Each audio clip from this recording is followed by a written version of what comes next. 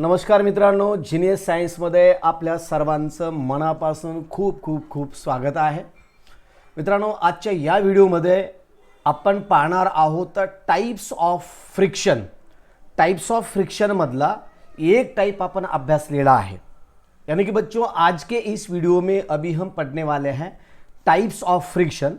और types of friction में हमने शुरू में पढ़ा है स्टैटिक फ्रिक्शन. इसके बाद आज के वीडियो में अभी हम पढ़ने वाले हैं काइनेटिक फ्रिक्शन और उसके बाद रोलिंग फ्रिक्शन. ये लास्ट बीट है हमारे इस चैप्टर के. और इसके बाद जो नया चैप्टर लेना है उसका मैं कम्युनिटी टैब में पोस्ट करूंगा. वो कम्युनिटी टैब में आप मुझे वोटिंग करके बताइए कि आपका कौन सा चैप्टर लेना है. 3 ऑप्शन रहेंगे, 4 ऑप्शन रहेंगे. 4 में से कौन सा भी एक ऑप्शन आप सेलेक्ट कर सकते हैं. नया चैप्टर हम वहां ले लेते हैं. ओके. तो बच्चों, जो बच्चे, स्टूडेंट, पेरेंट, टीचर जो कुछ भी हो, अगर इस चैनल पर नया है तो मैं आपको रिक्वेस्ट करता हूं कि चैनल को सब्सक्राइब करो, बेल आइकॉन दबाओ और अपने दोस्तों को इसकी लिंक भी शेयर करिए ताकि अच्छी चीज़ आप खाली अकेले का ही बेनिफिट ना हो जाए. तो सबका बेनिफिट होना जरूरी है. सब बच्चे पढ़ना जरूरी है. तो आप सबको इसकी लिंक भी शेयर कर सकते हैं. तो चलो अभी हम देखते हैं कि स्टैटिक फ्रिक्शन. तो स्टैटिक फ्रिक्शन क्या है? तो दोस्तों, स्टैटिक फ्रिक्शन तो हमने पढ़ा है. अभी हम पढ़ रहे हैं kinetic friction. Once the sliding of block on the surface of stars, okay, then the force of friction decreases. Okay, the force required to keep the body sliding steadily is thus less than the force required to just start the sliding. यानी कि ये देखो, अगर कोई चीज slide हो रही है तो स्लाइड होने के बाद उसी चीज को अगर हम फोर्स अप्लाई करते हैं तो धीरे धीरे उसका जो कुछ भी फ्रिक्शन होता है वो फ्रिक्शन बढ़ जाता है. लेकिन अभी हम यहां देख रहे हैं काइनेटिक फ्रिक्शन. अगर कोई चीज मोशन में आती है तो धीरे धीरे उसके फ्रिक्शन के ऊपर भी उसका इंपैक्ट पड़ता है. यानी कि वो फ्रिक्शन के ऊपर भी वो डिक्रीज हो या इंक्रीज हो, कुछ तो चेंजेस वहां आपको देखने को मिलते हैं. ओके, तो चलो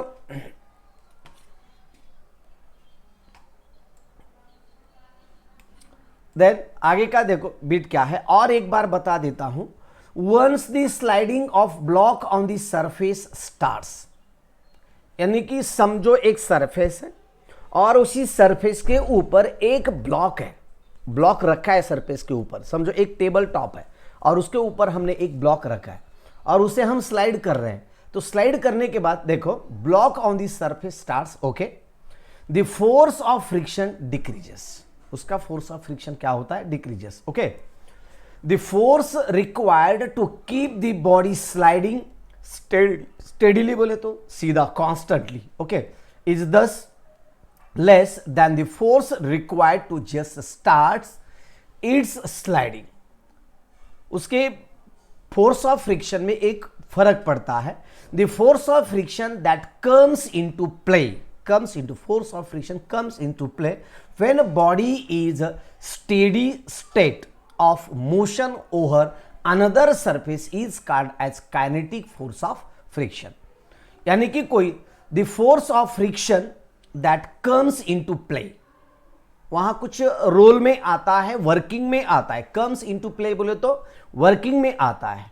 क्यों, कब आता है, कभी ये तो comes into play when body is in steady state of motion. steady state of motion, अगर वो स्थिर कांस्टेंट वेलोसिटी में अगर वो जा रही है तो वहां एक फोर्स ऑफ फ्रिक्शन वहां काम करता है. वहां over the another surface is called kinetic force of friction. यानी कि बॉडी वर्किंग करते वक्त वहां आपको एक मोशन में जब बॉडी आती है तो उस वक्त आपको वहां एक फ्रिक्शन देखने को मिलता है और that friction is called as kinetic force of friction. उसे हम काइनेटिक फोर्स ऑफ फ्रिक्शन कहते हैं. ओके, देन आगे का पॉइंट देखो. आगे का क्या है? The friction between two surfaces. इसकी मैं डेफिनेशन आपको बता रहा हूं. The friction between two surfaces in contact when one body is actually sliding over the other body.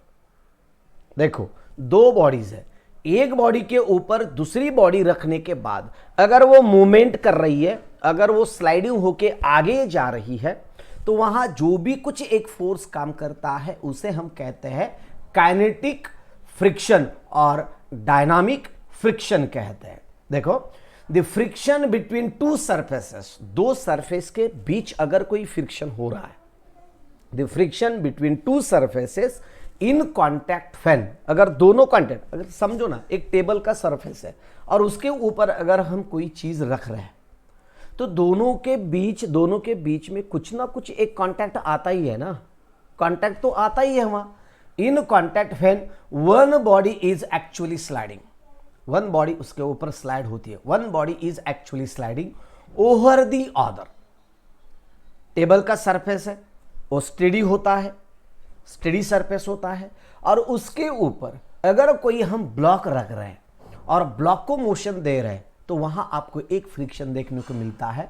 That friction is called as kinetic friction, और this is also called as dynamic friction. Dynamic हम किसे कहते हैं? जिसमें change होता है, बदल होता है, उसे हम डायनामिक कहते हैं। That is called as dynamic. Okay, and then laws of kinetic friction, इसके कौन से लॉज है? जैसे कि हमने स्टैटिक फ्रिक्शन के कुछ लॉज हमने लर्न किए थे, कैसा डिक्रीज होता है, कैसा इंक्रीज होता है, इस बारे में हमने बहुत सारे एक 3 लॉज वहां हमने पढ़े हैं। लेकिन अभी हम यहां काइनेटिक फ्रिक्शन के कुछ लॉज अभी हम यहां देखने वाले हैं। इसके बिफोर मैं आपको और कुछ डेफिनेशन आपको यहां और एक बार डेफिनेशन में समझाता हूं। Okay, the friction between two surfaces, दो सरफेस के बीच का फ्रिक्शन है, फ्रिक्शन काइनेटिक फ्रिक्शन मैं आपको बता रहा हूं। दो सरफेस के बीच एक फ्रिक्शन है, लेकिन उसमें से एक क्या है? उसमें से एक स्टेबल है और एक स्लाइड हो रहा है। एक स्टेबल है और एक स्लाइड हो रहा है। इन दोनों के बीच जो कुछ भी फ्रिक्शन होता है उसे हम काइनेटिक फ्रिक्शन कहते हैं। दूसरा बता दे तो दूसरा जो शुरू में हमने पढ़ा है, वो शुरू में क्या पढ़ा है? Static friction. तो स्टैटिक फ्रिक्शन में क्या आता है? अगर दोनों बॉडी स्थिर है, स्टैटिक है, स्टेबल है, तो उसमें अगर जो कुछ भी फोर्स आपको देखने को मिलता है, जो कुछ भी फ्रिक्शन आपको देखने को मिलता है, उसे हम कहते हैं static friction. That is called as static friction. उसे क्या कहते हैं हम? Static friction. दोनों ही कांस्टेंट रहते हैं, लेकिन यहां क्या है? एक स्टेबल है और एक मूवमेंट में हो रही है। मूवमेंट देखो, the friction between two surfaces in contact when one body is actually sliding over another. Okay, the other body is called kinetic friction और डायनामिक फ्रिक्शन। समझ में आ गया क्या? जो बच्चे यहां आंसर जो बच्चे वीडियो देख रहे हैं उन सबको मैं पूछ रहा हूं, कौन कौन देख रहे हैं अभी? देखो, ज्ञानोबा भोसले है, Om Lamdade, okay, Lamdade you are from Ahmadpur, Lamdade you are from Ahmadpur, okay, my first like, okay. उसके बाद है गुड इवनिंग बेटा यशराज गरजे, उसके बाद खुशी गायकवाड़ है, ओके। उसके बाद है स्वरूप पाटिल, अनिरुद्ध गुरव, ओके, बहुत सारे बच्चे हैं। चलो, उसके बाद आगे का पॉइंट मैं आपको बता रहा हूं यहां लॉज। तो लॉज में क्या है? देखो, laws of kinetic friction. So कौन से लॉज है? तो एक फर्स्ट वाला देखो, the force of kinetic friction, the force of kinetic friction, this is called as F K. Kinetic friction है, काइनेटिक होने की वजह से हम इसे रिप्रेजेंटेशन कर रहे हैं इसका एफ के से। This is called as F K.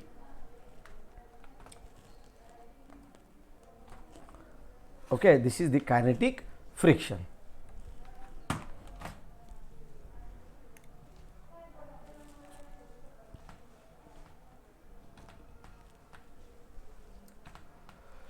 Kinetic friction देखो, the laws of kinetic friction, उसके बाद है the force of kinetic friction, this is the F K is equals to, मैं सोचा ऐसा क्यों हुआ, मैंने चला ले काहीतरी,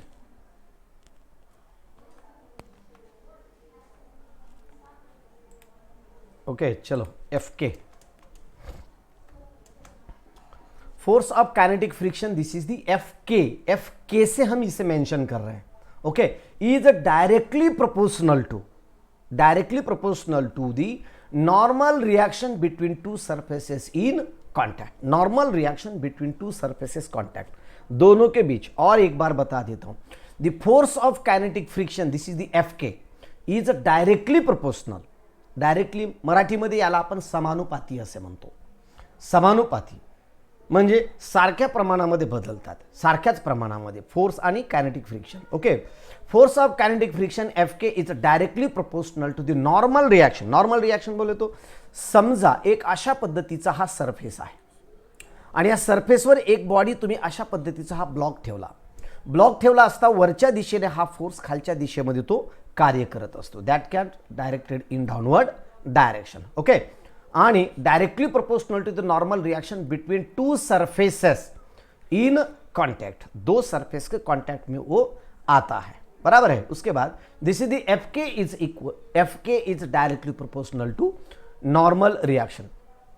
अब ये directly proportional to the normal reaction बोले तो क्या है, नॉर्मल रिएक्शन बोले तो उसका जो कुछ भी परपेंडिकुलर फोर्स होगा वो परपेंडिकुलर नॉर्मल होता है वो, ओके। और वो सरफेस को नॉर्मल बोले तो दोनों के बीच जो कुछ भी एंगल होता है दैट एंगल इज 90 डिग्री का एंगल वहां होता है, ठीक है। आगे देखो, that F K is equal to mu K into N है, F K is equal to mu K into N. Mu K बोले तो म्यू के का मीनिंग आता है कोएफिशिएंट ऑफ फ्रिक्शन, और it is also called as proportionality constant, इसे हम proportionality constant भी कहते हैं, okay, and then where mu k is constant of proportionality, it is called as coefficient of kinetic friction, it is also called as coefficient of kinetic friction, इसे हम coefficient of kinetic friction भी कहते हैं, okay। और then आगे क्या है देखो, then coefficient of kinetic friction, then mu k, अगर हम यहां ये जो इक्वेशन है, ये इक्वेशन को हम क्या करेंगे, म्यू के बराबर इसे हम लिखेंगे, दिस इज द म्यू के is equals to F K divided by N है, ये जो है ना, ये म्यू के is equals to F K divided by N, यानी कि कोएफिशिएंट ऑफ फ्रिक्शन अगर आपको यहां डिटरमाइन करना है, कोएफिशिएंट ऑफ फ्रिक्शन और कोएफिशिएंट ऑफ काइनेटिक फ्रिक्शन, आगे चल के आपको सर्कुलर मोशन बोले तो रोटेशनल डायनामिक्स चैप्टर में इसके बारे में आपको बहुत सारे आंसर्स वगैरह देना है, यानी कि ये कंसेप्ट आपको वहां है। ये फर्स्ट लॉ हो गया। अब हम देखते हैं mu K equals to F K by N, अभी मैंने आपको बताया। Then the coefficient of kinetic friction is defined as, इसकी डेफिनेशन क्या है, द रेशियो ऑफ, देखो ना ये सामने आपके सामने है पूरा, F K divided by N है, एफ के बोले तो kinetic force of kinetic friction, okay, is defined as the ratio of, ये दोनों का रेशो है, किसका रेशो है, force of friction, force of kinetic friction to the normal reaction, इन दोनों का रेशो है, okay. Then the ratio of force of kinetic friction to the normal reaction between two surfaces in contact, दोनों surface एक दूसरे के जब contact में आते हैं तो उन दोनों का जो कुछ भी ये वैल्यू रहेगा उसी वैल्यू का यहां क्या है, रेशो है, okay. And then the reaction between the two surfaces in contact, ये टेबल आपको मैं नीचे टेबल दे रहा हूं, ये बुक का मटेरियल लिया है मैंने, तो 6.5 gives the coefficient of kinetic friction of two materials, दो मटेरियल के बीच का कोएफिशिएंट ऑफ फ्रिक्शन आपको मिलेगा, ये वैल्यू है, सिंपल सा ये रेशो है, दूसरा कुछ नहीं है, okay. And then the force of kinetic friction is independent of shape and apparent area of surfaces in contact. Apparent area देखो, force of kinetic friction is independent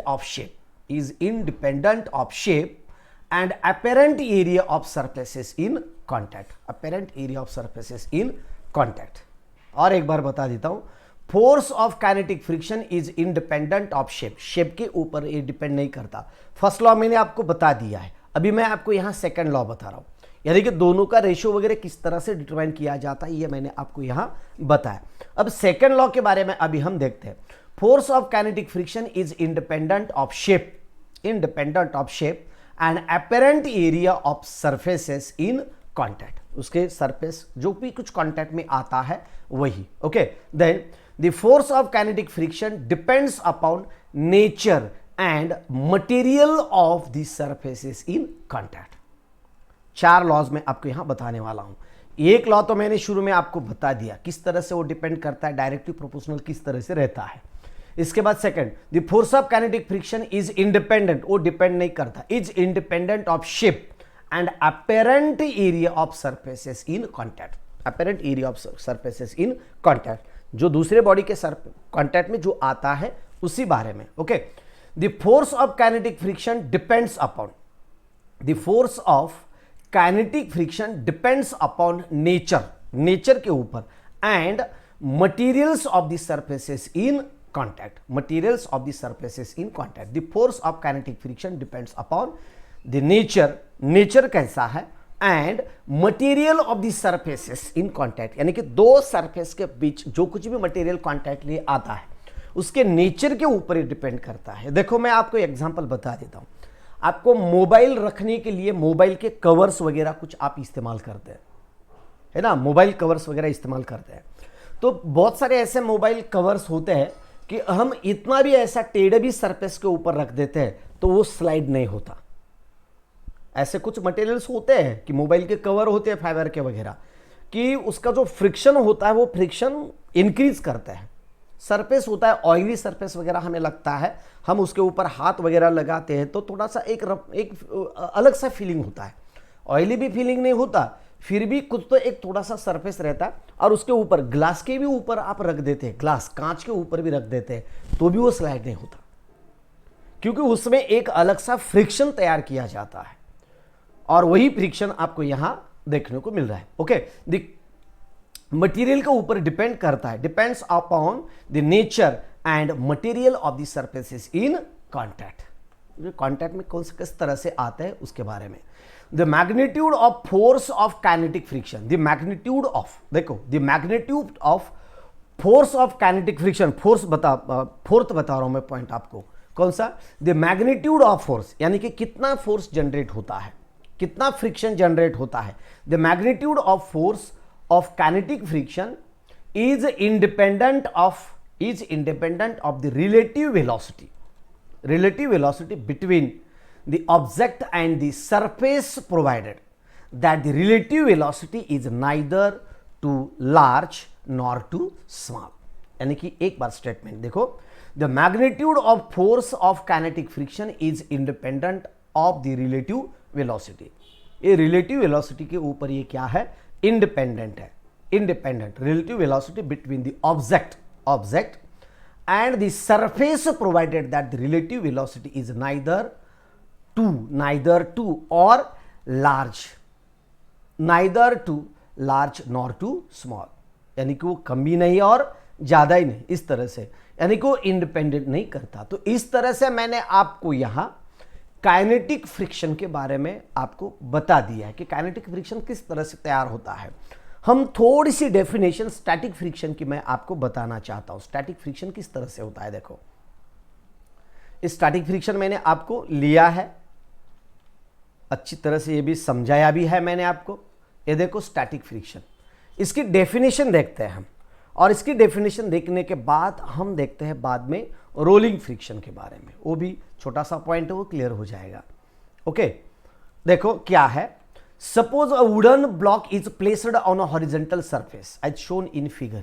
ये फिगर में रखा है वुडन, ओके, सरफेस पे रखा है, small horizontal F force is applied, ठीक है। The block does not move with this force as it cannot overcome the frictional force between the block and the horizontal surface, ठीक है। आगे का, in this case the force of static friction is equal to F and balance it, तो एक दूसरे को balance करते हैं, ठीक है। अब डेफिनेशन देखते हैं, क्या है डेफिनेशन, देखो the frictional force which balances applied force, the frictional force which balances applied force when the body is static is called force of static friction. और एक बार देखो, the frictional force which balances applied force when the body is static is called as force of static friction. when the body static में होती है, in other words the static friction prevents the sliding motion. static friction क्या करता है? Body को sliding होने से वो बचाता है, यही है स्टैटिक फ्रिक्शन. इसके बाद अभी हमने देखा है, क्या देखा है अभी हमने, इसके लॉज भी मैंने आपको दिए हैं, डिफरेंट लॉज वगैरह. ये देखो, ये लॉ, फर्स्ट लॉ बता दिया है. उसके बाद हमने देखा है सेकंड लॉ इस तरह से, और इसके बाद ये रहा थर्ड लॉ. ओके, तो आगे का जो बीट अभी अभी हमने पढ़ा है और वो है वो है काइनेटिक फ्रिक्शन के बारे में.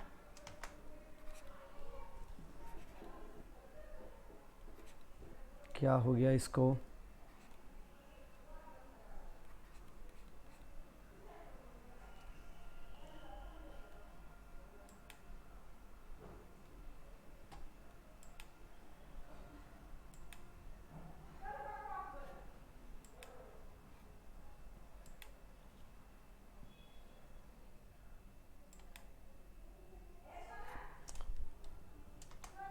ओके, काइनेटिक फ्रिक्शन ऐसा होता है कभी कभी सॉफ्टवेयर थोड़ा सा प्रॉब्लम आए तो इस तरह से होता है. ओके, देखो, the laws of kinetic friction, ये तो मैंने अभी अभी आपको बता दिए हैं.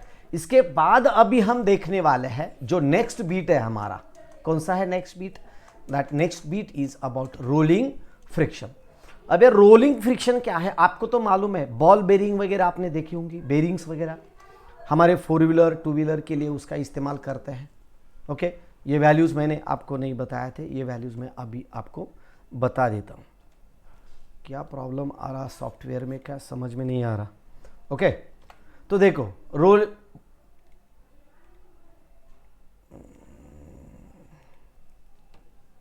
Okay, rubber on concrete, dry concrete के ऊपर रबर रखते हैं तो कोएफिशिएंट ऑफ काइनेटिक फ्रिक्शन, जो कि अभी अभी आपने इक्वेशन देखा है, mu K equals to F K by N.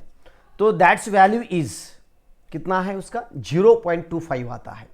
Glass on glass, यानी कि कांच एंड कांच, कांच के ऊपर कांच हम रख देते हैं तो 0.4 आता है उसकी वैल्यू. उसके बाद ब्रास ऑन स्टील, ब्रास है लेकिन किसके ऊपर है? स्टील के ऊपर है, 0.4 है. और उसके बाद copper on steel, this is the 0.44 है.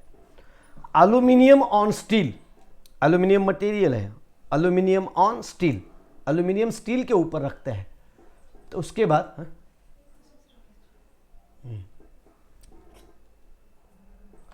Okay, and then aluminium on steel.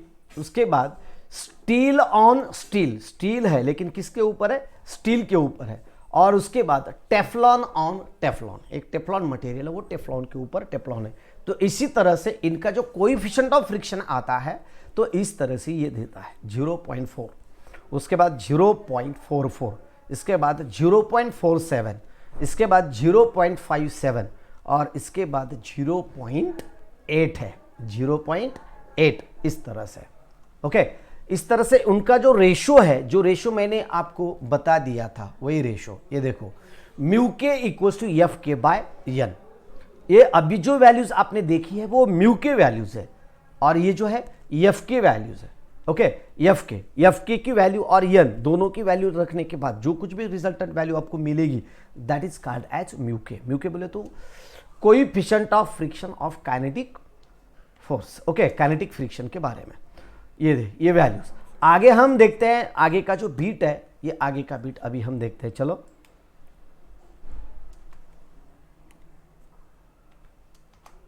Okay, rolling friction. Rolling बोले तो रोलिंग के बारे में मैंने आपको बता दिया. रोल का अर्थ समझ में आ रहा है क्या आपको? रोलचा अर्थ कळाला का?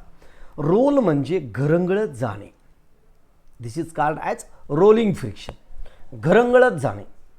समजा एखादी गाडी रोडवर तिचं जे टायर असतं ते चाक फिरतं म्हणजे ती बॉडी अशी रोल होत पुढे सरकत असते.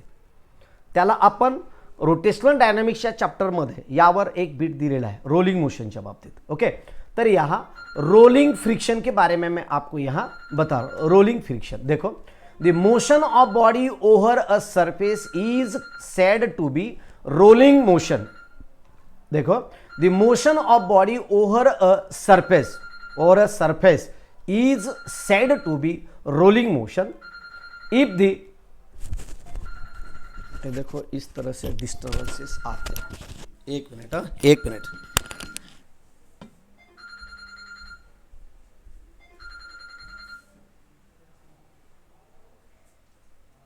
बोला, कोण आहे? हॅलो सर, क्लास संपला, क्लास चालू आहे. लाईव्ह आहे मी सध्या. हां, तुमची रिंग वाजली म्हणून उचललं. हो हो हो हो हो.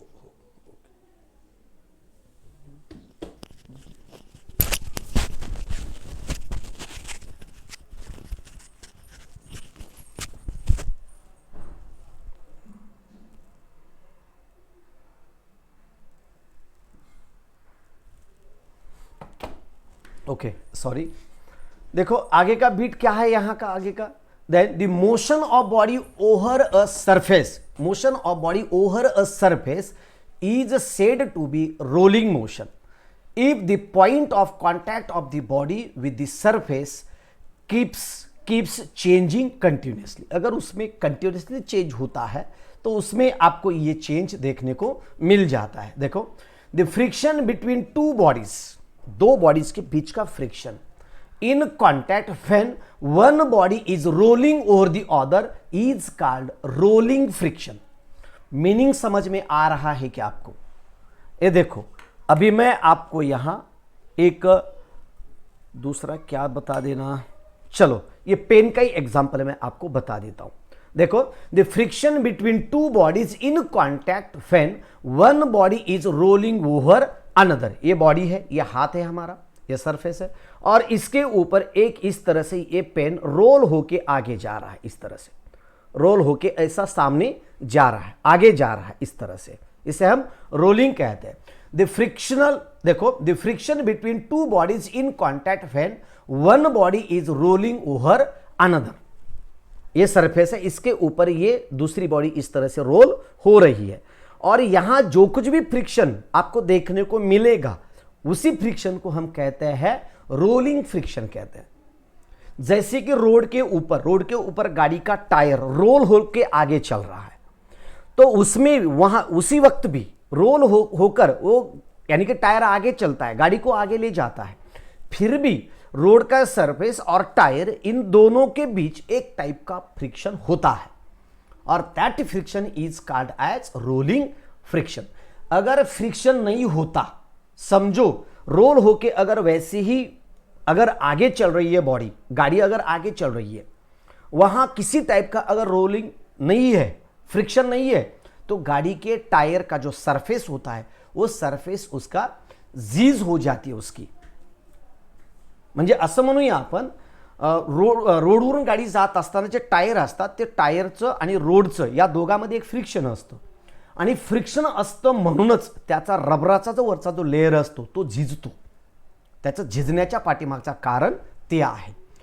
जर फ्रिक्शनच नसतं तर टायर झिजलेच नसते, बरोबर आहे ना. टायर झिजलेच नसते. वरचं जे काही त्याचे काय डिझाईन्स वगैरे असतात टायरवर, जे काही ग्रिप्स असतात, त्या ग्रिप धीरे धीरे धीरे धीरे त्या ग्रिप काय होतात, कमी होत जातात. मग त्या ग्रिप का डिक्रीज होतात, तर that grips are decreases due to the friction, बरोबर आहे ना. आणि यालाच म्हणतो आपण रोलिंग फ्रिक्शन असं म्हटलं जातं. Okay, for same pair of surfaces the force of static friction is greater than the force of kinetic friction, while the force of kinetic friction is greater. देखो थोड़ा सा धीरे से बता देता हूँ. For same pair of surfaces, same pair बोले तो जोड़ी, पेयर बोले तो जोड़ी, surfaces बोले तो दो surfaces. कौन से एक स्टेबल बॉडी सरफेस और दूसरा रोल होके अगर वो बॉडी जा रही, ये दोनों के बीच का. Okay, the force of static friction is greater, the force of static friction is greater than the force of kinetic friction, force of kinetic friction, while the force of kinetic friction is greater than the force of rolling friction, force of rolling friction, as rolling friction is minimum.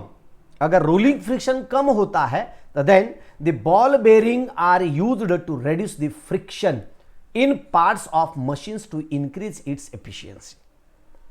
क्या है role? अभी वो चीजें आपने देखी है नहीं देखी है, लेकिन अगर आप साइकिल वगैरह देखे होंगे आपने, साइकिल का टायर रहता अपना और जो उसका स्पोक्स वगैरह रहते हैं इस तरह से, ये देखो मैं आपको बताना एक ट्राई करूंगा आपको समझाने की। तो इस तरह से ये बेरिंग रहते हैं और एक छोटा सा बेरिंग रहता है वहां, एक अंदर से एक्सल पास कर देते हैं और इसके ऊपर एक अंदर से बेरिंग बिठाया जाता है, बेरिंग, और बेरिंग में छोटे छोटे छोटे छोटे छोटे जो लोहे के राउंड्स रहते हैं, शीशे रहते हैं, जैसे की बंदुकीच्या गोळी वगैरे म्हणतो ना आपण, छोट्या छोट्या गोळ्या असतात आणि या गोळ्या इथं ठेवलेल्या असतात आणि दोन्हीच्या वरच्या साईडला असतात आणि हे टायर फिरत असताना तो रोल होत असतो, तो रोल होतो तो, आणि रोल होऊन त्या ठिकाणी कमीत कमी फ्रिक्शन तिथं केलं जातं। मग कशा पद्धतीने केलं जातं ते पुढे आपण पाहणार आहोत। Okay, the force of static friction is greater than the force of kinetic friction, while the force of kinetic friction is greater than force of rolling friction, and as rolling friction is the minimum, rolling friction क्या है? As the rolling friction is minimum, the ball bearing are used to reduce the friction in parts of machines to increase its efficiency। यानी कि जैसे जैसे हम उसका coefficient यानी कि फ्रिक्शन हम जैसे डिक्रीज करेंगे वैसे वैसे मशीन का इफिशियंसी इंक्रीज होता है। इफिशियंसी इंक्रीज होता है बोले तो हम जितना एनर्जी अप्लाई करते हैं उसी एनर्जी में वो थोड़ा सा वर्क ज़्यादा दिखा देता है, उसे हम इफिशियंसी कहते हैं। देखो एडवांटेजेस ऑफ फ्रिक्शन, फ्रिक्शन के एडवांटेजेस क्या क्या है? एडवांटेजेस भी और डिसएडवांटेजेस भी है। डिसएडवांटेजेस क्या है फ्रिक्शन के? अगर फ्रिक्शन बढ़ता है तो उसकी इफिशियंसी डिक्रीज होती है, अगर फ्रिक्शन कम करते हैं तो उसकी इफिशियंसी बढ़ती है। ये इनवर्स है। देखो the friction is necessary in our daily life. Advantages क्या क्या है? अगर फ्रिक्शन नहीं है तो हम रास्ते से चल भी नहीं सकते, मैंने आपको बता दिया है। अगर स्मूथ सरफेस के ऊपर आप चलने की ट्राई करेंगे तो आप चल नहीं पाओगे, फ्रिक्शन अच्छी तरह से नहीं आएगा, आपको डिस्टर्ब होता है। Okay, the friction is necessary in our daily life. देखो friction is necessary in our daily life, आपके डेली लाइफ में ये बहुत जरूरी है। कैसा जरूरी है? शेकडो उदाहरणं सांगू शकतो, शेकडो उदाहरणं सांगू शकतो। ओके, आता शेकडो उदाहरणं कोणते कोणते सांगता येतील? कोण कोण आहेत सध्या? अनिरुद्ध गुरव आहे, संदेश बेल्लाळे, ओके, उसके बाद Ramesh Akkewar, Yashraj Garje, sir it's vacuum based rubber, okay, उसके बाद बाला साहेब ढाकने। ओके, चलो जो जो लाइव है अभी नया कमेंट करिए। चलो, समझ में आ रहा है क्या सबको? सब बच्चों बता दीजिए कि आपको समझ में आ रहा है क्या? मैं जो कुछ भी पढ़ा रहा हूं ये आपके समझ में आ रहा है क्या? दिमाग में घुस रहा है क्या? ओके, बता दो, कमेंट करके बता दो सब बच्चे। Okay, the friction is necessary in our daily life. Example मैं आपको बताने वाला हूं। कौन से? अगर कोई व्हीकल फास्ट वेलोसिटी से जा रही है, ब्रेक अप्लाई करने के लिए ब्रेक अप्लाई करने के लिए वहां फ्रिक्शन जरूरी होता है। अगर फ्रिक्शन ही नहीं है तो गाड़ी कांस्टेंट वेलोसिटी से आगे जाएगी, रुकेगी नहीं। दूसरा, समझो कोई चीज आपको उठानी है, उठा के आपके कांधे पे लेनी है, तो वहां भी एक फ्रिक्शन होता है। उठा के यानी कि ये हाथ में जो रेखाएं होती है हमारे छोटे छोटे रेखाएं, ये रेखाएं ग्रिप देती है, कहीं लकड़ी पकड़ना है, कहीं बेल्ट पकड़ना है, कोई कौन सी भी चीज अगर आपको हाथ में पकड़नी है तो वहां फ्रिक्शन होना जरूरी होता है। अगर फ्रिक्शन नहीं है तो हाथ में अगर कोई भी चीज आप पकड़ोगे वो सटक के जाएगी, आप हाथ में नहीं पकड़ोगे। अगर रस्सी को पकड़ के अगर आपको चढ़ना है तो वहां भी फ्रिक्शन बहुत जरूरी है। ये डेली लाइफ के एग्जांपल्स मैं आपको बता रहा हूं, डेली लाइफ के एग्जांपल्स है। ओके, दूसरा एग्जांपल बता देता हूं।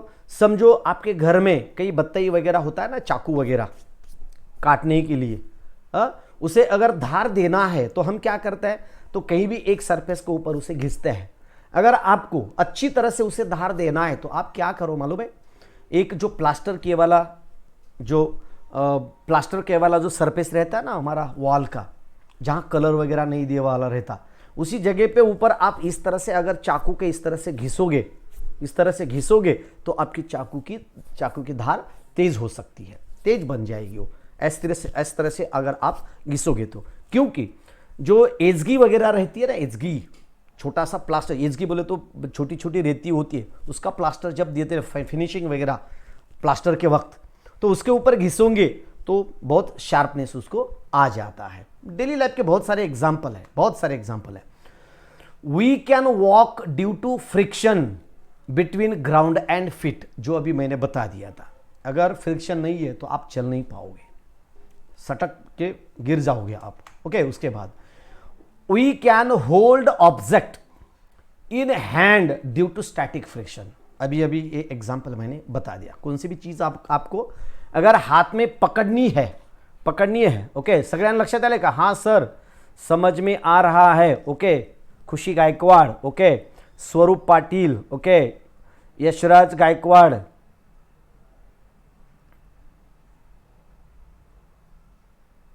ओके, काय म्हटलंय?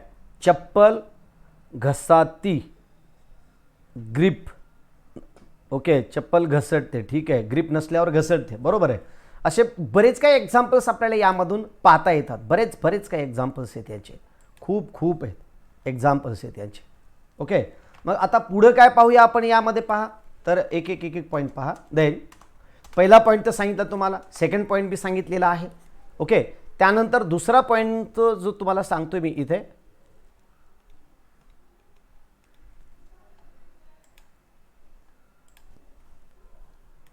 ओके, तर सेकंड पॉइंट सांगितला, we can hold object in hand due to the static friction. Static friction की मदद से हम कोई चीज हाथ में पकड़ सकते हैं।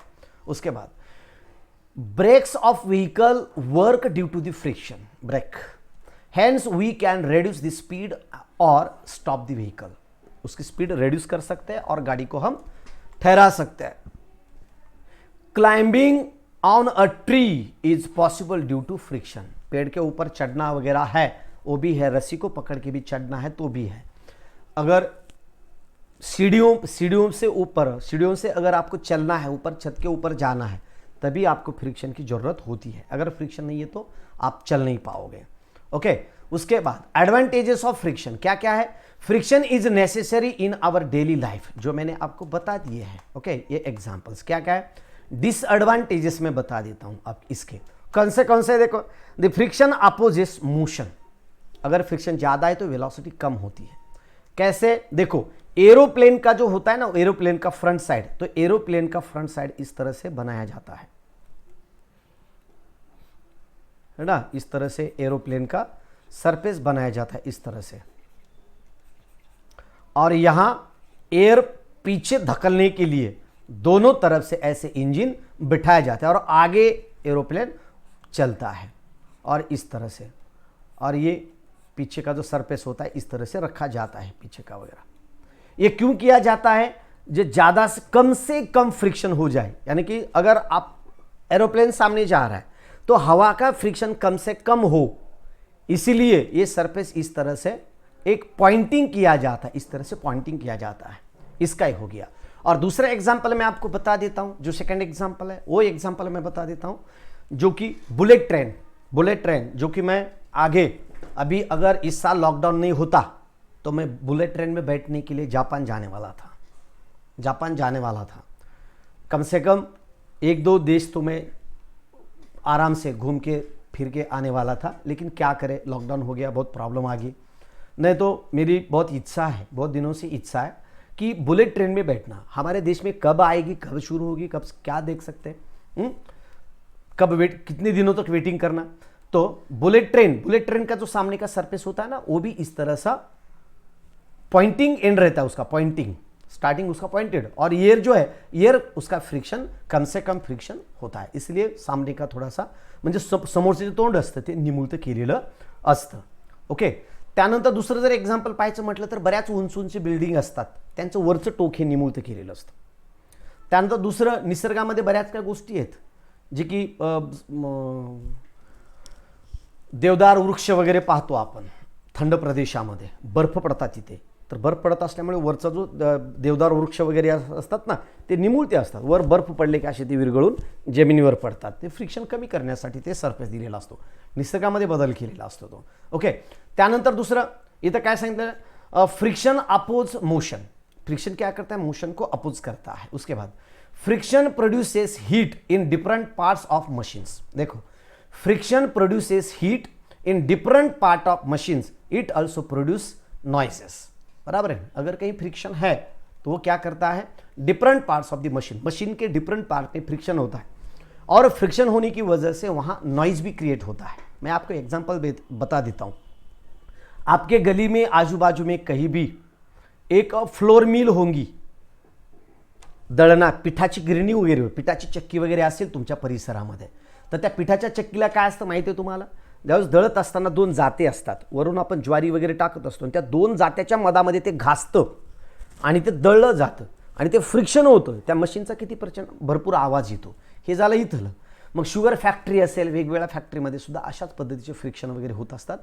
त्यानंतर JCB वगैरे बघता तुम्ही, JCB. त्यानंतर दुसरं एक्झाम्पल देतो, तुमच्या परिसरामध्ये ड्रिल करण्यासाठी, बोर घेण्यासाठी जर एखादी मशीन वगैरह आपकी खेती में, आपकी कॉलोनी में अगर आई होगी ड्रिल करने के लिए, बोर वगैरह ड्रिल, बोर ट्यूबवेल लेने के लिए अगर आती है, तो उसका जमीन के ऊपर, पत्थर के ऊपर खड़क रहता ना, हुआ खड़क के ऊपर उसका फ्रिक्शन होता है और फ्रिक्शन की वजह से बहुत लाउड ऐसा साउंड क्रिएट होता है, उसे क्या कहते हैं, नॉइज होता है. और ये नॉइज साउंड पोल्यूशन भी create, it also produce noise, sound pollution. आगे, automobile engines consume more fuel due to friction. Automobile engines बोले तो ऑटोमोबाइल जो हमारे 4 व्हीलर 2 व्हीलर के होते हैं ना, अगर आप रेस करोगे तो आपको साउंड ज़्यादा से ज़्यादा साउंड आप देखते हैं, ज़्यादा साउंड आपको सुनने को मिलता है. यानी कि मीनिंग क्या है, अगर बेरिंग्स होते हैं, टायर, आगे का टायर, पीछे का टायर, इंजन का टायर, इंजन की मशीन्स, वहाँ की बेरिंग्स वगैरह, उनमें एक फ्रिक्शन होता है और जैसे जैसे साउंड बढ़ आगे, यानी कि आप एक्सेलेटर बढ़ाएंगे वैसे वैसे वहाँ का फ्रिक्शन बढ़ जाता है और साउंड भी आपको ज़्यादा सुनने को मिलता है. Okay. Automobile engines consume more fuel due to friction. Automobile engine, वहाँ नॉइज भी क्रिएट होता है और इफिशियंसी डिक्रीज होती है, और इफिशियंसी डिक्रीज होने की वजह से वहाँ आपको एनर्जी, यानी कि मटेरियल भी ज़्यादा लगता है, यानी कि उसका जो कंजम्पशन होता है, फ्यूल का कंजम्पशन ज़्यादा होता है और फ्यूल का कंजम्पशन ज़्यादा होने की वजह से उसकी इफिशियंसी डिक्रीज होती है. Engines consume more fuel due to friction, ये फ्रिक्शन की वजह से हो जाता है. उसके बाद मेथड्स ऑफ रिड्यूसिंग फ्रिक्शन,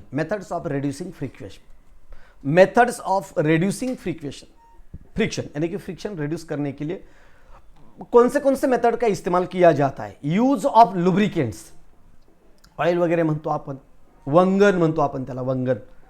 बऱ्याच वेळेस असं पटकन शब्द लक्षात येत नाही, मग मात्र टेन्शन येतं. वंगन, मला सुद्धा भीती होती की ऑन दी स्पॉटला हे शब्द माझ्या लक्षात राहतो की नाही. लुब्रिकंट्स म्हणजे याला आपण म्हणतो वंगन असे म्हणतो आपण. वंगन म्हणजे ग्रीस वगैरे असतं ना, समजा एखाद्या दुकानाचा सेटर असेल किंवा तुमचा दरवाजा असेल, त्या दरवाजाला ग्रीस वगैरे करतात, ग्रीसिंग करतात. ती ग्रीसिंग म्हणजेच काय आहे, लुब्रिकेंट आहे, फ्रिक्शन कमीत कमी करण्यासाठी. Use of lubricants, oil and greases in different parts of machine, मशीनच्या डिफरंट पार्ट्समध्ये त्याचा वापर केला जातो. Use of ball bearing converts kinetic friction into rolling friction. काय सांगितलं, use of ball bearings converts kinetic friction, use of ball bearing converts kinetic friction into rolling friction. और एक बार बता रहा हूं, use of ball bearings converts, उसका converts kinetic friction into rolling friction. Kinetic फ्रिक्शनचं रूपांतर रोलिंग फ्रिक्शनमध्ये याचं कन्वर्जन केलं जातं. तर अशा स्वरूपामध्ये आपण यामध्ये या चॅप्टरचा मेकॅनिकल प्रॉपर्टीज ऑफ सॉलिड्स यामध्ये जे काही महत्त्वाचे पॉईंट्स आहेत ते पॉईंट्स आपण सर्व पाहिलेले आहेत। जर यामध्ये काही डिफिकल्टीज असतील, डाऊट असतील तर मित्रांनो तुम्ही कॉमेंट करू शकता आणि कॉमेंट करून तुमच्या अडचणी माझ्यापर्यंत पोहोचू शकता। निश्चितच मी तुम्हाला जास्तीत जास्त आणखी एखादा व्हिडिओची गरज पडली तर त्या एखाद्या बिटवर मी नवीन व्हिडिओ तयार करून तुमच्यासाठी मी पोस्ट करेन। तर या व्हिडिओसाठी आपण इथं थांबूया। जर व्हिडिओला लाईक केलं नसेल तर लागलीच लाईक करा, कॉमेंट केलं नसेल तर कॉमेंट करा आणि आपल्या मित्रांपर्यंत मात्र आवर्जून याला पोहोचवा, कारण का हे व्हिडिओ तुमच्यासाठी आहेत, सर्व तुमच्यासाठीच आहेत। ओके, तर या व्हिडिओसाठी इथेच थांबूया मित्रांनो। नवीन व्हिडिओमध्ये आपण लागलीच भेटूया। तोपर्यंत जय हिंद, जय भारत मित्रांनो। Bye bye, take care, stay at home. Okay, bye bye.